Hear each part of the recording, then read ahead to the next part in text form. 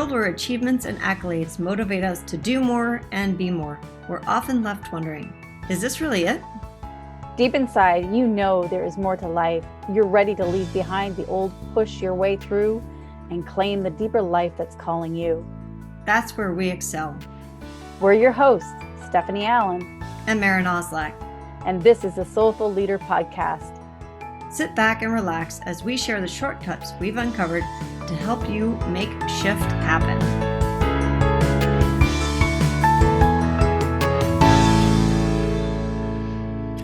Welcome back to the Soulful Leader Podcast. This is Maren, and I am joined today not just by Stephanie, but by a friend of ours named Jan Hamning. And we are super excited to chat with Jan today. I was at a meeting recently with Jan, and she was talking about the year of the water rabbit and embracing change. And I thought, oh my gosh, we all need that. So I wanted to hear more about that from Jan. So welcome to the Soulful Leader Podcast, Jan. Can you share a little bit about that? Oh, the water rabbit. Yes. I've been certified in Feng Shui. I believe it was back in 2017. So every year, my trainer and mentor, we have a Lunar New Year meeting, and we have like a class with all of her students that have been following her for many years. And, we just learn the most interesting things in this class. And this is the year of the water rabbit. This has not been a combination, the rabbit with the element of waters, back since 1963. Wow. Even though the animals switch, there's 12 animals, but they connect them, they combine them with an element. So 1963 was the last time. And so, we go through certain things that happened in 1963. President Kennedy was assassinated in 63. There were a lot of political things that happened in 1963.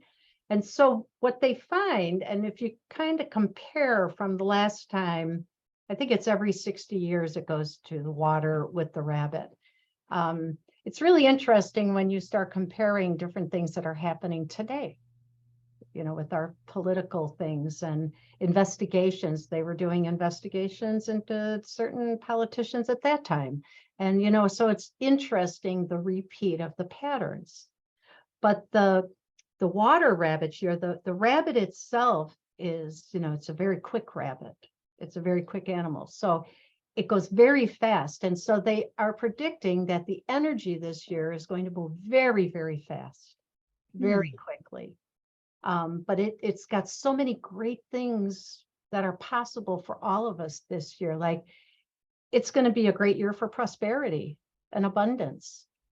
It's going to be a lot of change, a lot of quick change, quick. So if we don't like change or we don't adjust to the changes, we're going to be really struggling this year. So it's very important that we adjust to the change. We open up to it, embrace it, be curious about it. But change is really difficult for many people.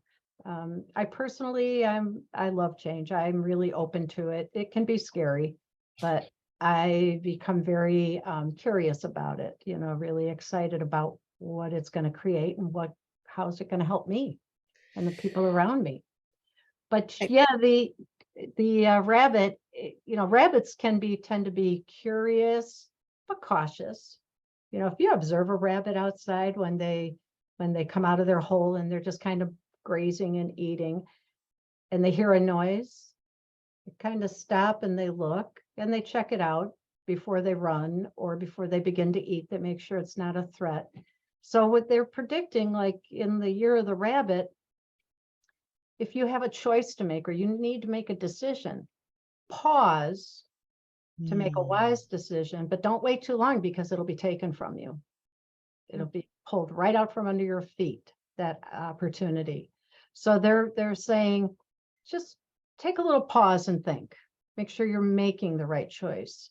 Don't jump into it too quick, but don't wait too long. So it's a balancing act with that. Uh, I love hearing that. And one of the things that I'm thinking about is as we talk a lot about leadership and both personal leadership and also leaders in business. And as business people, I know water is an inward sign, and the rabbit is also an inward. So this is kind of like a double inward, the year of the water rabbit. And when I heard you say that, one of the things that I was thinking about was that moment of pause. How mm, often we don't take that moment of pause to stop and reflect and look at things, like you said, be curious about maybe there's a totally different way of looking at it. So often we're taught to be quick, to quickly respond, like and it becomes a reaction yeah, instead of that moment, like take that moment, yes. you know. Yeah, yeah.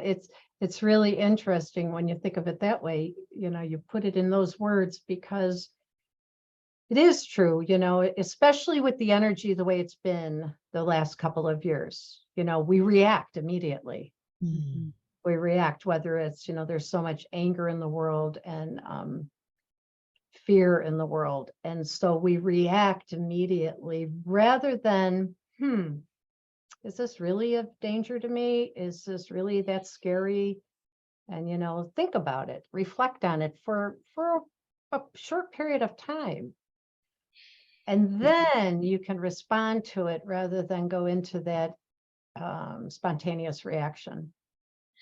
I picture like you said, in my mind, I'm picturing a rabbit who is, chomping on the grass out there, and they hear something and their ears literally go like 360. Yes. And so you're like taking that moment of 360 and not needing to immediately, and they pause and their little noses twitch and their ears go 360. And it gives me a great visual for an option for myself when something catches my attention, or I want to immediately, like I have a reaction that's about to happen of like, can I do a quick 360 in my own life and look at what are some other options? Do I have to react the same way that, we've talked quite a bit on this podcast about being curious, and that our patterns are what keep us doing the same thing and having the same result.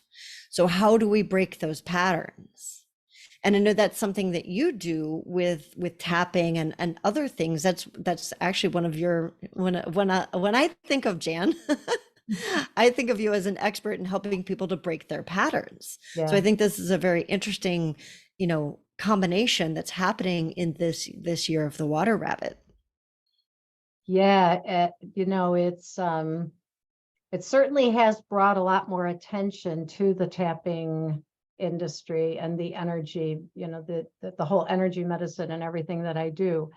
Um, it's fun because I understand it because of my training and my experience. I understand when they talk about fast energy. And even a friend of mine who studies the planets, uh, I think it was the first week of January, we were talking, and she lives in Washington State. And she said, "Oh my gosh, Jan," she goes, "you're going to love this year." I said, "Why is that?" She goes, "Because it's going to be a year of change. It's going to be your year because you get so excited about change." She goes, "It's going to be your year, and it's going to happen quickly, and there's going to be lots of it." And she's like, "This is how the planets are aligning this year." And then when I went into my Lunar New Year meeting, like, oh my gosh, so there's that connection with that too. Yeah. So So, one of the things that you said is you embrace change. uh-huh. And I know a lot of us don't. Right. I know. Right? It's Right. scary. We want to, there's this aspect that I think as a culture, we're taught that control is the ideal Mhm. and that the unknown is a scary place to be avoided. And if you can control your life, then you will have won, whatever that means, right? And I know that that was very much how I was raised. And so when I hear you say that you embrace change, what I would love is, do you have any tips and tricks for those of us out here that maybe are not quite so excited about change as you are? Well, I work at I really work at keeping my energy grounded to the earth. Number one, I do my grounding exercises every day. I'm very familiar with my energy on how I feel when I'm ungrounded. Um, Can you, Jan, can Mhm. you give us a little more of example of what that might mean for those who aren't familiar with Yes. So energy when and what when that means grounded? when I'm grounded to the earth's energy, when I am like, if this is the earth and this is me, I want to be like this energetically to the earth. All right, And so I there's need you to explain that because for those of you, just so you know, we yeah, do have a YouTube channel yeah, and you're welcome to all right, come yeah. to watch us on our So YouTube channel. right. So if you couldn't just imagine walking along like just down the street, if you can imagine that your body is really floating an inch above the pavement or the grass or the sidewalk, imagine how you have to really focus and you're unstable. You don't have a secure platform that you're walking on. So when people are ungrounded, the symptoms could be you can't focus really well. Your mind is always wandering. You just can't tend to focus on one thing, or you might just feel a little spacey all the time. You might be getting angry quickly or irritated quickly. Hmm. People that are ungrounded tend to never feel good Hmm. because when you can't hold a ground to the earth's energy to be sucked, actually literally sucked to the earth, the rest of your energy systems find it very difficult to flow and be in balance. Being grounded to the earth's atmosphere, to the earth's energy, is the foundation, our energetic foundation. It's like the foundation of a home. If you don't have a strong foundation, the rest of the structure is not going to Mm. stand up very well. Being grounded is our energetic foundation. If we can keep grounded and keep a strong connection to that earth, the rest of our systems, the meridian system, the chakra system, all these other systems that we have in our energy can tend to be in balance and harmony with itself. Hmm. It's a, So do Is there, you have, yeah. that's what I was going to You, ask. yep. I, You mentioned that you have your grounding practices that you do. Would you be willing to share one of those with us? Sure. Um, Easy one that you can do is tap on the tops of your cheekbones. That's the So you take beginning. your two fingers. Just to any fingertips, just lightly tap on that. That's the beginning of the stomach meridian. And so the stomach meridian goes around the face, goes down the front of the body, off the second toe. Well, if you can imagine, picture energy coming out of the ends of the toes and hooking into the earth, Hmm. holding you there, Hmm. that's going to help encourage the energy that might be blocked along the way. That's preventing you from grounding off that second toe. So that's just one simple way. Another simple, I mean, they're all simple. In fact, if you can go to my website and sign up for my newsletter, and you get a free video I made for 5 effective ways to ground your energy. And you can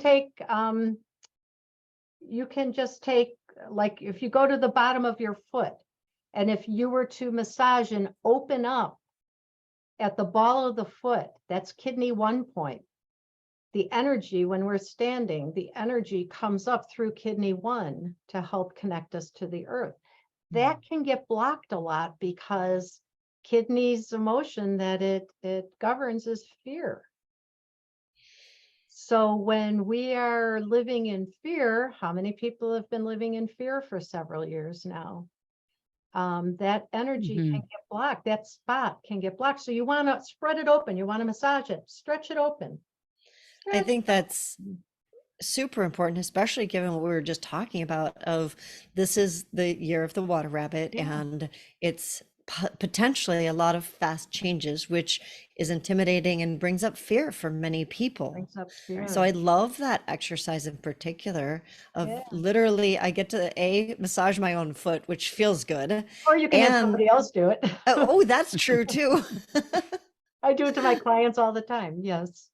Yeah. And it's more than just helping my foot out. It's in engaging this whole energy system and clearing some blockages in an area where, yeah, we all are experiencing a lot of fear, and it does Yeah. come up on a regular basis for all of us in our lives. Yes. Yeah. So interesting that we're talking about change and fear. So if you are obviously in fear, you're not going to want to change. You're going to want to like hook in or control.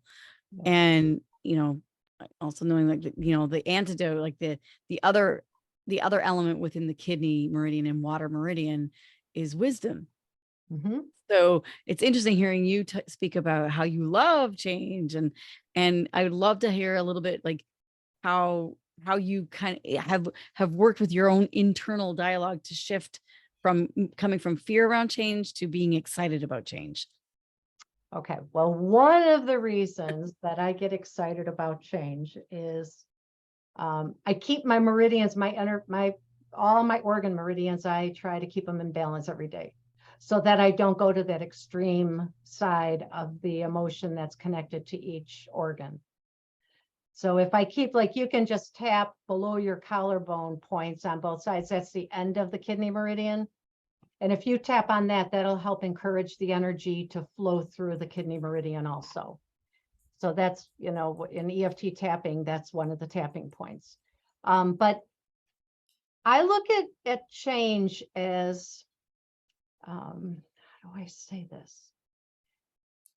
If we're not nervous about something, and if we're not a little bit fearful and a little bit nervous, we're not growing. To get out of our comfort zone, that's how we all grow, right? We got to move out of our comfort zone. So getting out of your comfort zone is kind of scary. And that will hold people back from growth, whether it's business growth or personal growth. That will hold us back. So when I think about it, and I've been doing it for years, as I've been expanding on my business and my trainings and, going to doing a bunch of things that have been out of my comfort zone, like networking was completely out of my comfort zone. I had to do a lot of tapping on networking to get me to go to networking meetings.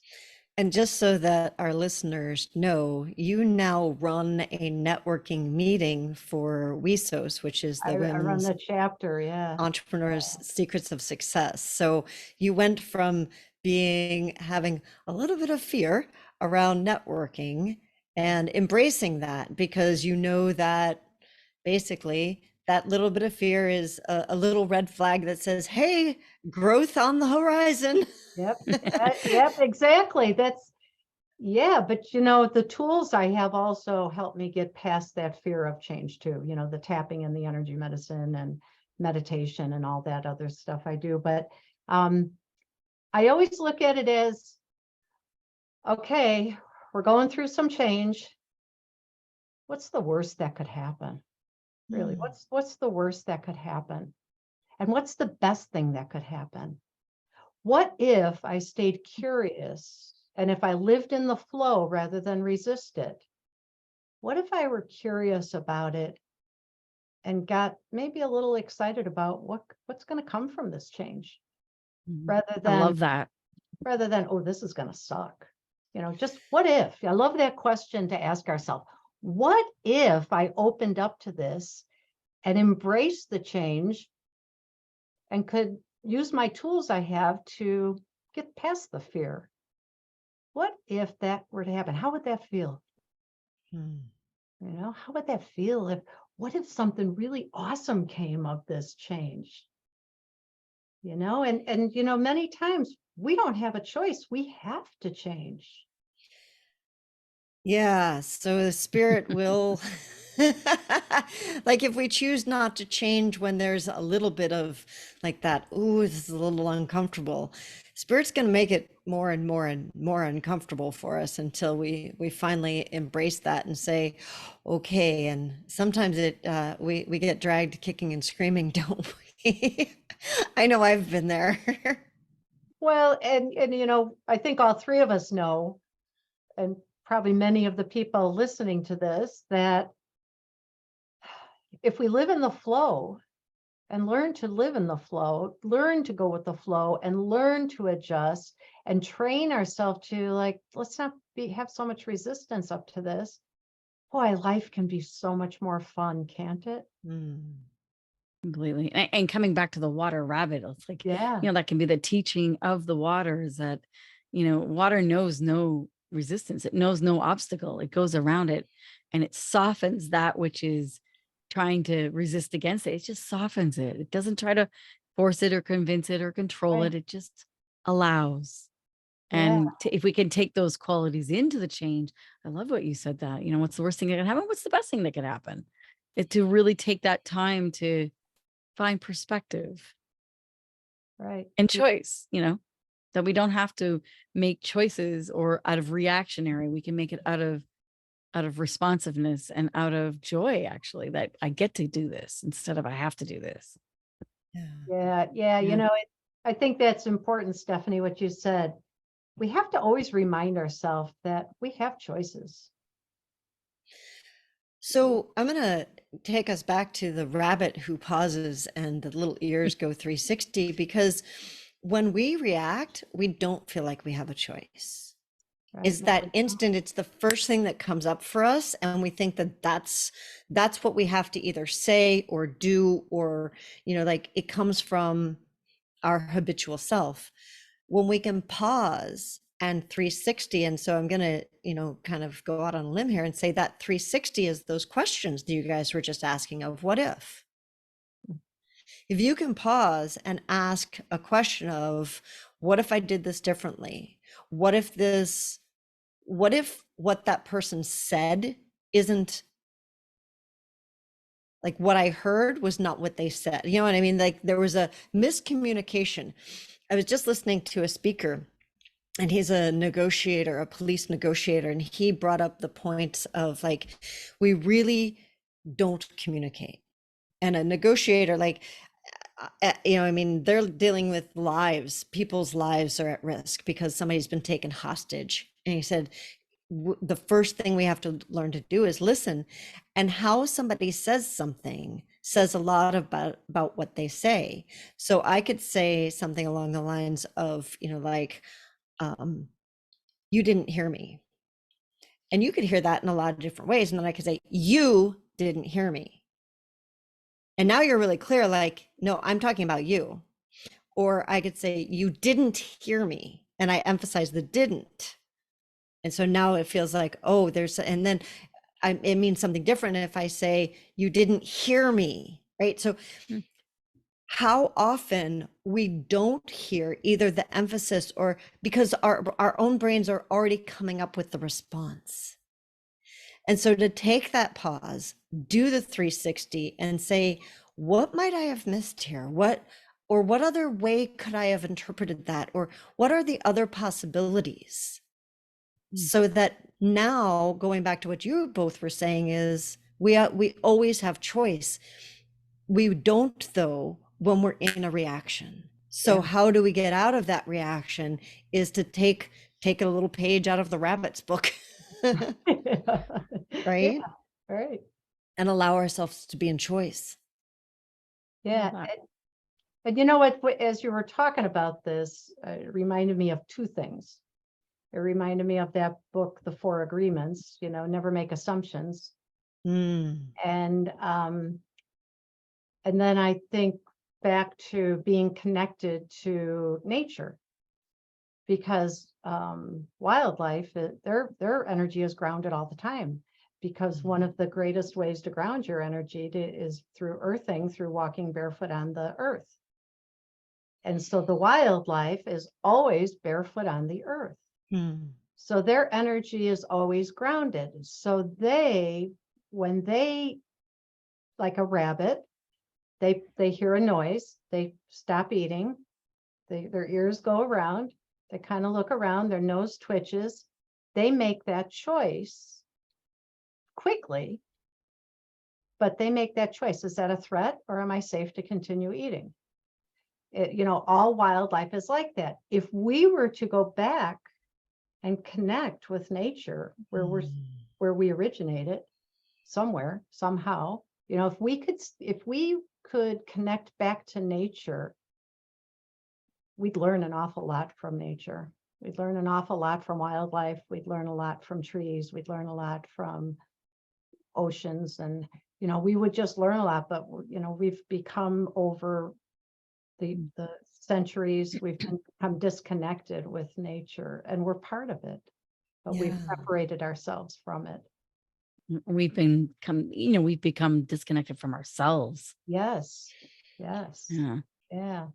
But and again, wow, what would it be like if I actually allowed myself to get connected with nature again? How would my life change? Mm-hmm. And I love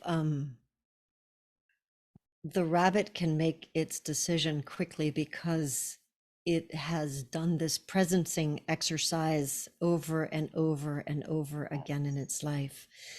And so as we are in this year of the water rabbit, and there is rapid change, giving ourselves the gift of the practice to stop and really begin to get to know what that feels like and make a different choice, so that we can start to get to that point of we've done our practice and we've done our practice and we've done our practice, so that it now happens for us and we become more quick with it, or quicker with it. And it's like then the world gets sweeter, it opens up, it's easier, all of those things that you were mentioning. And it, like you said, there's simple practices, it just is that you actually have to do them for them to work. Exactly. And it works if you do it. It's exactly, it really does work if you do it, and It when does you do work. it. And when you do it, yes. And it is, it's a commitment. It's time, a little bit of time to do all those things. And So I want to talk to about commitment, because that's a real key. Like when you're talking about change, and it's like, you need to change, yeah. but that's going to require a commitment. What needs to happen to be able to nourish that ability to commit to something? Rather than waiting for the big, I call it the big 2x4 from the divine that wakes you up. Like I was speaking of this earlier today with someone. I said, we commit to things that we truly deeply love, like that we would die for and we would live for, right? And that's extreme, that's intense. But there's some of us have that natural instinct of commitment. Others of us, like myself, sometimes I don't. I'm all over the place. And it's like, what is it that you do, Jan, or that you would recommend with the clients that you work with, like to stay committed? What are the key elements to help people stay committed and in the process to make change happen? Okay. When I work with, I work with mostly women. And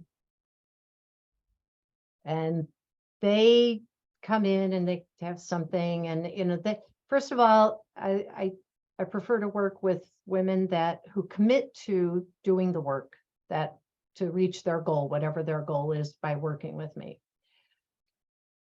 That all begins with loving themselves. And if I have found through the years of working with women especially, that they will never commit to anything until they feel they're worthy of it. And that will never come until they learn to love themselves for exactly who they are all the time, unconditionally love themselves. And it's so much easier to commit to yourself to work, do the work, lose the weight, do the tapping, do the energy exercises, do the grounding, whatever it may be that you are working on that you need. You're never going to be able to commit unless you fully unconditionally love yourself. I love that. I totally agree with you. I've heard people before when I'm working with them too. It's like, oh, why bother? Why bother? It doesn't work anyway. Like we can kind of get into that resignation. And I often will say, when we say why bother, it doesn't work anyway, what we're really saying is I'm a bother. I'm not worth investing in. And if we can, not from shame, but if we can just go, oh, is that true? Is that what I'm really believing or thinking right now? Oh, I need to change that belief because it's not helping me. It's not empowering me to show up and take care of me or to love me or to know me. And, we were talking about earlier about making that change either from reaction. And it's like, I sometimes would say, am I making that change out of fear or out of love? And when you say that, Jan, it's like, yeah, the commitment piece is really about how deep do we actually love ourselves and are willing to deserve love. Like we say, hey, I'm worthy of love and I'm willing to invest in that love. That's really the action of change, of saying, I'm willing to come from love to actually commit to this. Yes. I love that. Yeah. Yeah. And I have made that connection over the years because it truly all does come down to that. It's like, how can we stay on track with anything, we always allow ourselves, we procrastinate, we get distracted, we have anything to sabotage our commitment to ourselves, to help ourselves become healthy, to help ourselves live a happy life, to allow ourselves to experience joy. How many women do you know that they don't think they deserve to experience joy, and they have cut themselves off from any possibility of feeling joyful about anything. And Yeah. I've learned that through my experience of my own healing journey through the years, and working with other women. And I ask them right up front, do you really want to heal? Do you really want to reach this goal?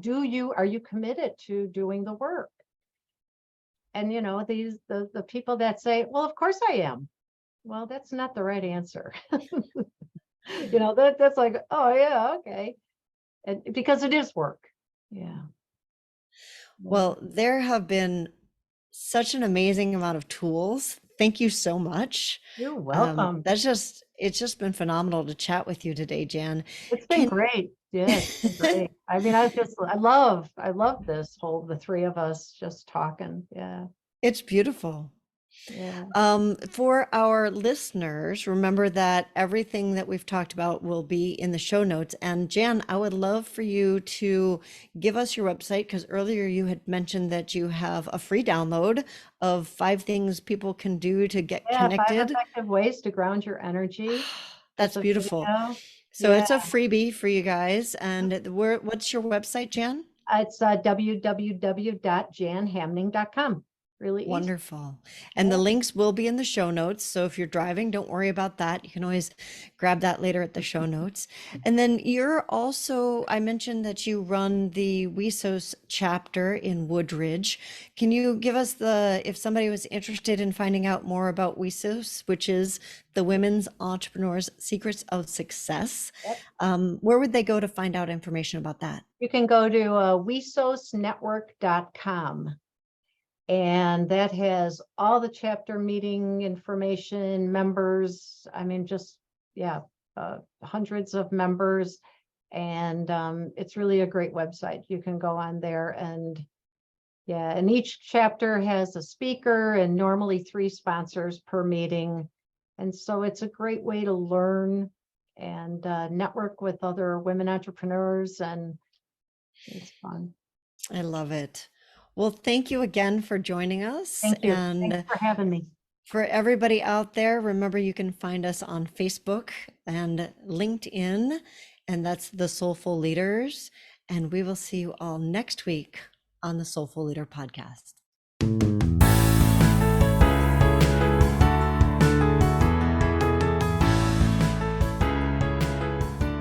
And that wraps up another episode of the Soulful Leader podcast with your hosts, Stephanie Allen and Maren Oslack.